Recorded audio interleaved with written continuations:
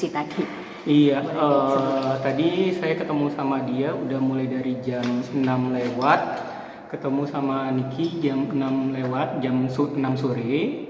Lalu rencananya, agendanya bersama Niki, keluarganya Niki, abangnya Niki, dan juga kepolisian, pihak perlindungan anak, saya lupa nama ini institusinya.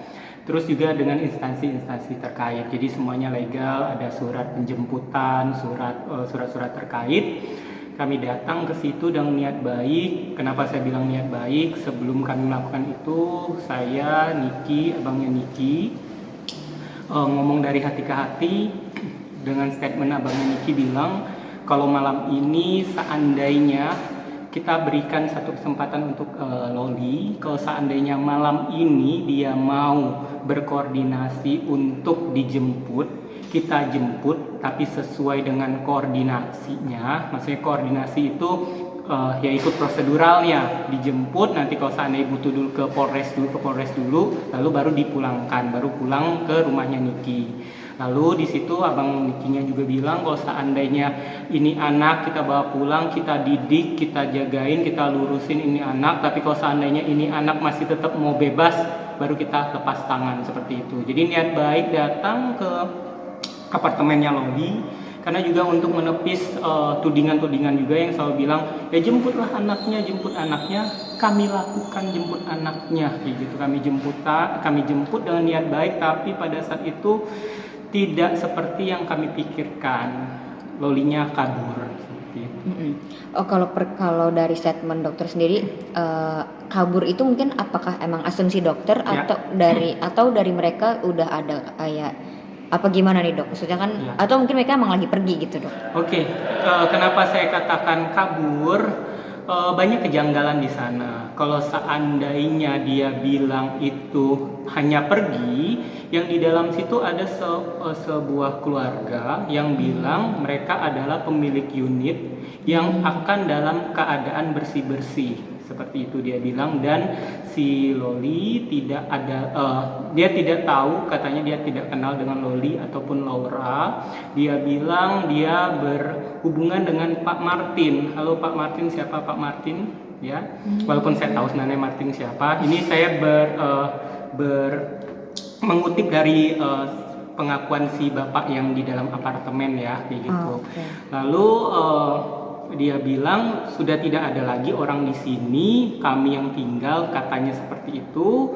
Tapi ketika diperbolehkan oleh keluarga itu mengecek di dalam, itu masih lengkap, bajunya Loli, ada iPadnya Loli, ada Mac-nya Loli, barang-barang Loli semuanya. Dan di jam 5 sore lewat, itu masih ada Loli di situ, kayak gitu. Jadi saya nggak tahu nih statementnya yang dibilang udah nggak ada lagi Loli, kami adalah yang tinggal di sini, padahal di CCTV jelas ada Lolinya seperti itu. Jadi saya nggak tahu, di kapasitas saya bisa cuman memberikan komentar seperti itu. Oke. Terus dari kronologi yang tadi gitu ya dok, sebenarnya itu dari keluarga atau Pak Martin itu siapanya Fadel mungkin atau gimana dok? Maksudnya Kalian coba dari cek keluarganya sendiri atau aja, mungkin tinggal barangkali? cek aja, kalian bisa mengecek sendiri siapa atas nama Martin. Ya, kalau seandainya kalian bertanya Martin itu siapa atau dari keluarga Fadel atau tidak, kalian bisa mengecek sendiri ya Martin itu siapa. Walaupun saya tahu, kalian bisa cek sendiri siapa Martin, karena bisa saja namanya Martin A, Martin B, Martin C, Martin D, seperti itu. Oke, tapi apa namanya setelah penjemputan lah ya, itu Pak Polisi bilang apa nih ke kakak dan Kak Nikmir? Dan pada saat itu kakak lagi di sana, dokter lagi di sana nggak? Gitu? Iya, Gimana? saya di situ saya bersama Nikita, bersama Mail, bersama Bang Fahmi, bersama anggota kepolisian pastinya, karena kami nggak mau gegabah ya. Walaupun sebenarnya Nikita punya hak penuh untuk menjemput anaknya, tapi kami nggak tahu. Kami nggak mau mengambil resiko besar, makanya itu kami berkoordinasi dengan pihak kepolisian, pihak perlindungan anak, sama beberapa instansi terkait. Saya lupa ingat tadi siapa-siapa aja gitu. Jadi kalau seandainya ditanya statementnya kenapa datang rombongan, karena memang harus dengan pihak-pihak terkait seperti itu.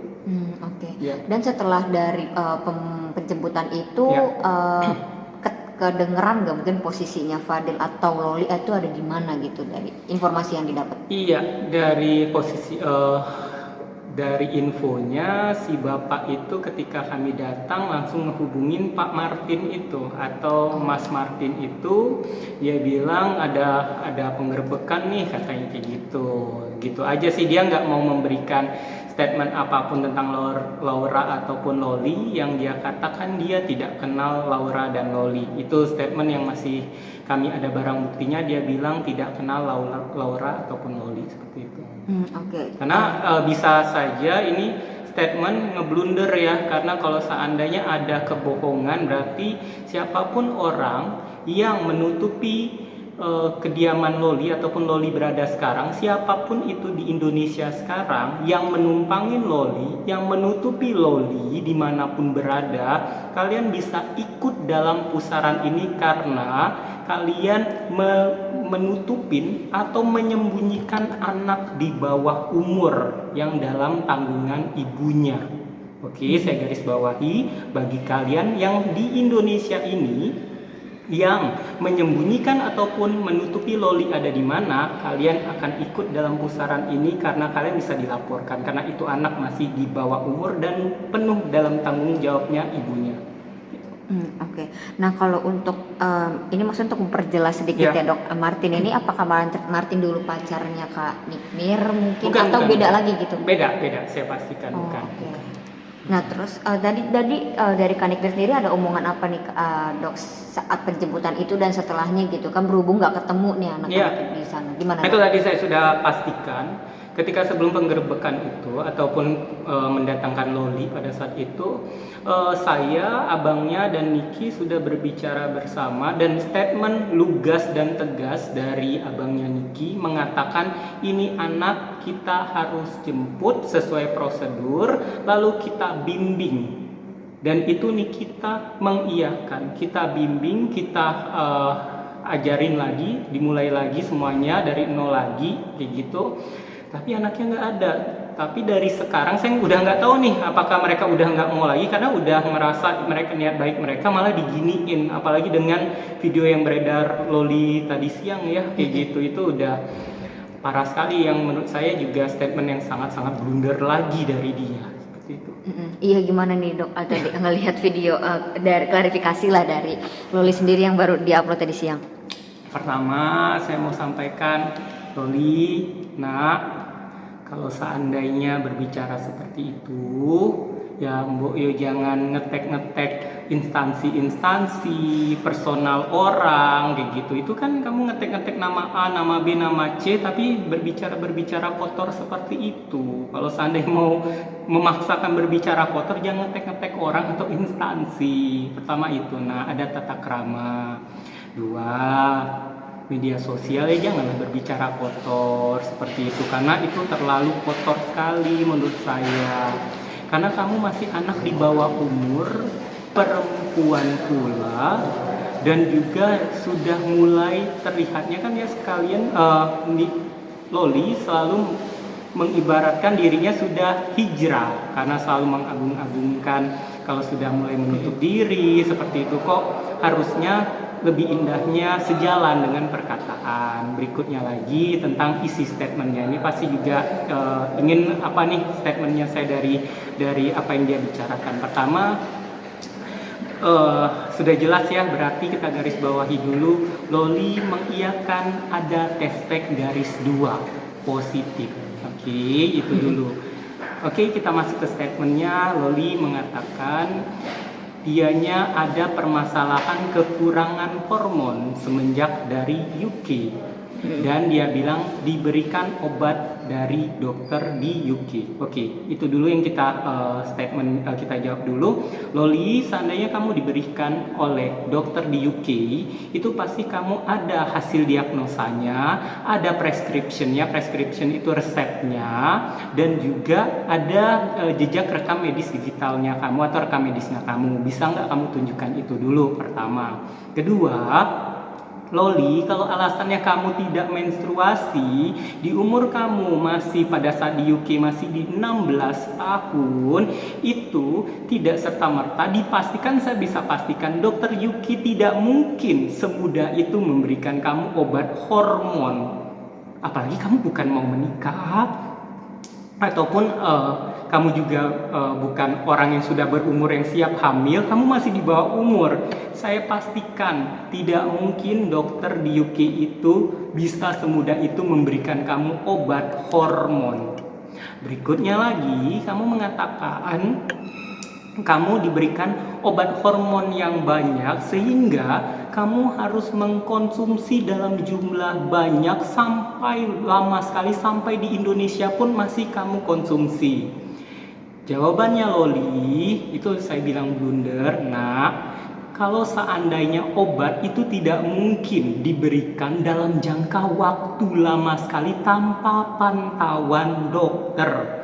Apalagi itu obat hormon. Kalau seandainya memang benar kamu diberikan obat hormon tidak mungkin dokter itu memberikan kamu dalam jangka waktu lama sekali dalam pantauan. Biasanya diberikannya 1 minggu, 2 minggu, ataupun 1 bulan. Terus harus dipantau lagi untuk diberikan lagi. Kecuali kalau kamu obat darah tinggi, obat kencing manis, ya iya mungkin dalam jangka panjang seperti itu. Apalagi garis bawah tadi, kamu adalah masih anak kecil. Berikutnya lagi, kamu memastikan untuk kalau kamu kelebihan hormon, terus kamu ambil tes pack untuk memastikan hasilnya positif atau tidak. Itu hal yang lucu sekali Loli. Kalau seandainya kamu mau memastikan untuk kamu kelebihan hormon atau tidak, kamu harus mengecek lab jumlah hormon yang kamu cek, berapa jumlahnya hormonnya kamu yang kamu diberikan hormon itu ya, bukan dengan tes pack. Itu aneh, kenapa kamu lakukan tes pack? Itu pertanyaan. Kecuali kamu melakukan sesuatu hal yang sehingga kamu takut untuk melakukan tes pack itu.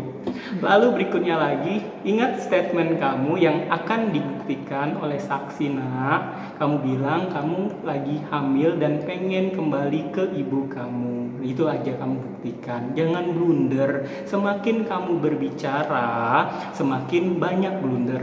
Nah, orang Indonesia ini tidak bodoh. Orang Indonesia banyak orang pintar. Semakin kamu berbohong, semakin banyak kamu harus berbohong lagi demi menutupi semuanya. Kalau salah, minta maaf atau diam. Jangan membuat kebohongan lagi seperti itu. Oke, tapi dia sempat nyebut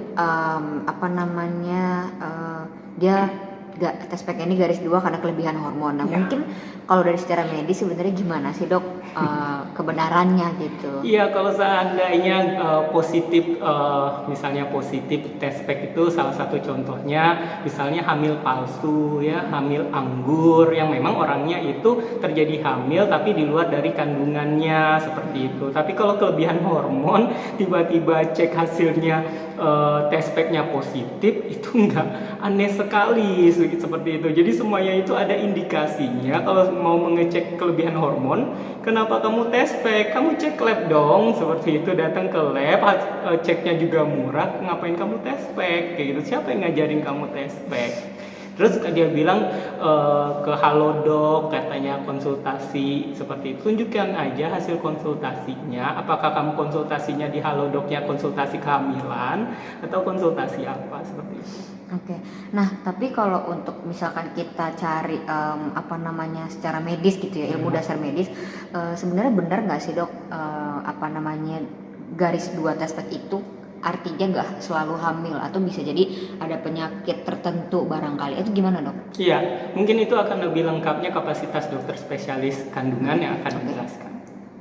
Oke. Tapi artinya banyak blundernya juga ya dari sisi medis gitu ya tadi lo jelaskan.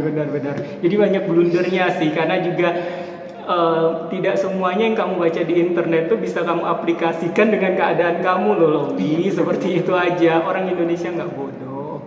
Oke. Nah ini kan dia juga sempat nyebut ya, Nikmir ini kan ngelaporin Fadelnya, tapi dia sendiri akhirnya memojokkan Nikmirnya dengan cara dia bilang berarti kan dia membuktikan dong kalau dia memang ibunya yang baik, tapi dia sendiri nggak dianggap. Nah ini menurut dokter udah keterlaluan gak sih? Maksudnya kan dia juga ngelindungin dari Fadelnya gitu, bukan dari bukan dengan pertikaian personalnya gitu. Gimana menurut dokter? Makanya saya juga nggak tahu nih semua statementnya Loli ini dalam kesadaran diri sendiri atau dalam paksaan ataupun tekanan orang lain. Itu yang harus kita buktikan. Maka dari itu Niki dengan niat baik datang hari ini untuk memastikan nih ini anak dalam keadaan amankah atau dalam keadaan tekanan, karena hal-hal statementnya itu banyak blunder sekali, malah kok seakan-akan menyalahkan ibunya seperti itu. Anggaplah dia misalnya marah sama ibunya, terus yang kamu lakukan sekarang ini semuanya statement-statementnya, dan apalagi ibu kamu sudah mau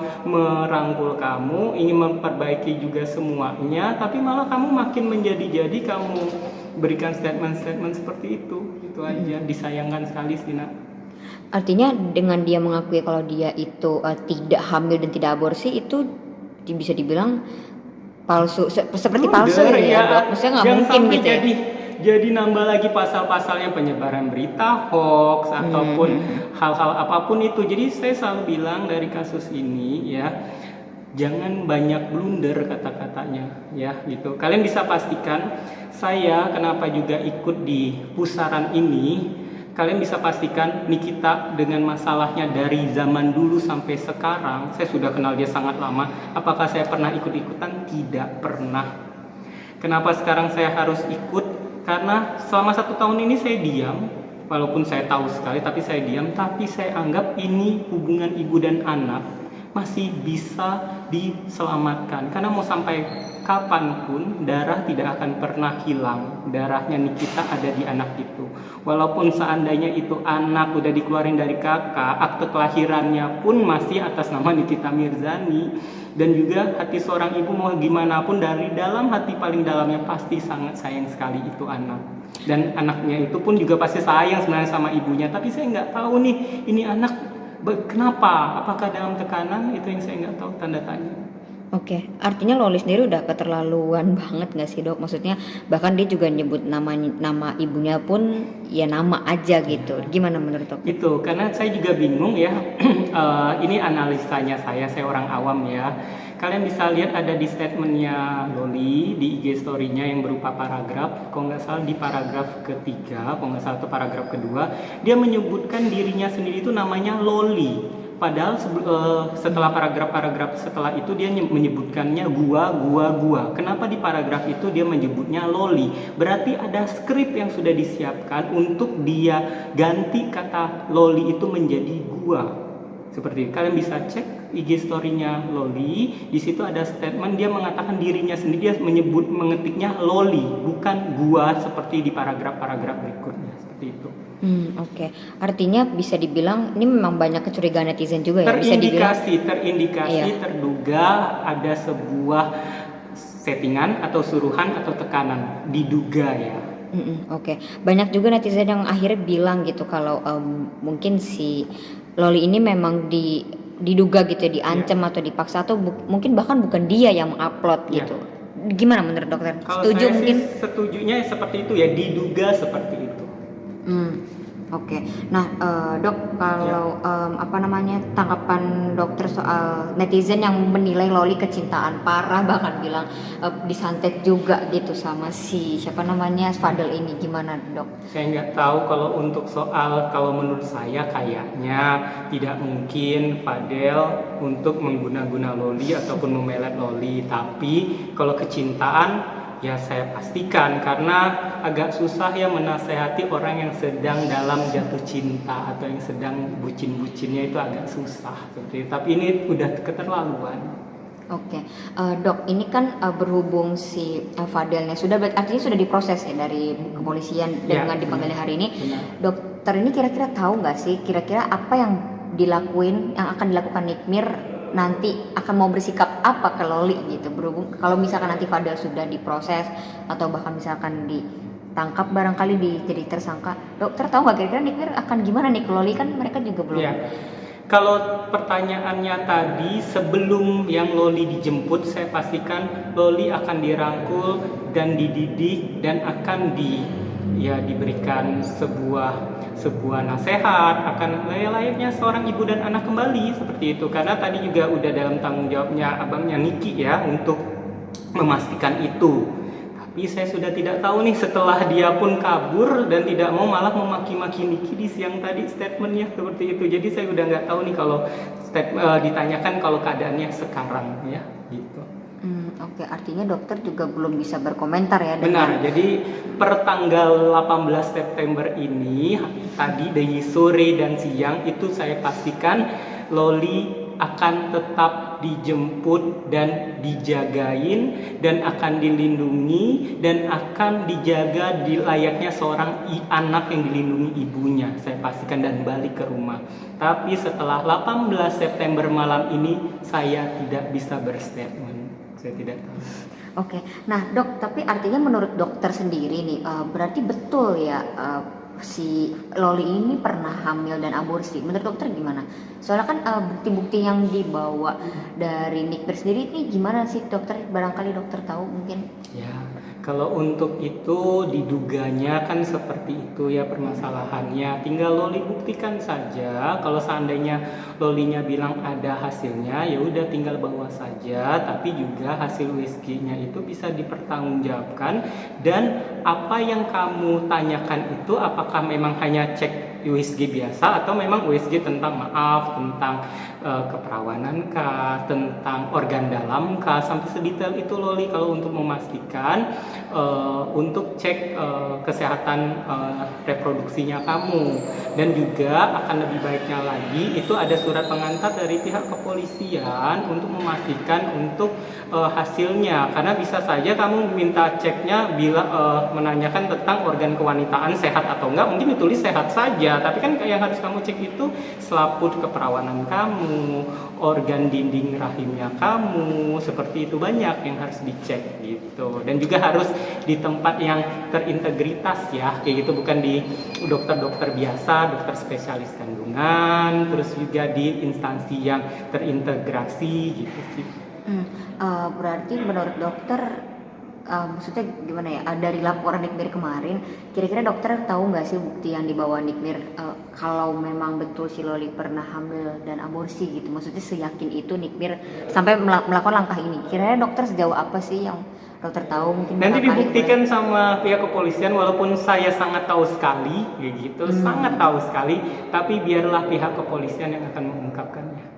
Artinya Nikbir sendiri bawa bukti gitu ya? Ya dia sangat yakin gitu, lah, sangat yakin sekali. Kalau dia nggak yakin, nggak mungkin dong dia buat laporan seperti itu. Dan dibawa buktinya gitu. Benar, ya? kalau seandainya buktinya tidak kuat, pasti laporannya akan mental, tidak akan diterima seperti itu. Dan proses penangkapan, penjemputan tadi nggak? Iya, benar. Oke. Kalau seandainya nggak salah, kenapa kabur, kenapa tidak mau? Itu aja simpelnya. Kalau nggak salah, lawan dong. Kalau nggak salah itu buktikan gitu. Oke, cukup kali. Terakhir dok, mungkin harapan dan doa untuk Loli bagaimana agar mungkin maksudnya mau lah untuk dijemput gitu kan, berhubung dijemputnya juga baik-baik sama Nikbir juga bareng gitu. Gimana? Nah, stop. Jangan banyak bicara, jangan blunder. Ingat, mau gimana pun, sejahat apapun ibumu, kamu tidak akan ada di dunia ini tanpa ada ibumu. Mau gimana pun, sampai mati pun itu tetap ibumu. Yuk, baikkan, kita kembali sama-sama, mulai semuanya dari nol lagi. Turunkan egomu, dan kamu punya cita-cita yang masih panjang sekali. Kamu harus kejar cita-cita kamu. Kamu berhak untuk menjadi orang sukses. Jangan sampai kamu menghancurkan diri kamu sendiri dengan apa yang kamu lakukan sekarang. Jejak digital tidak akan pernah hilang.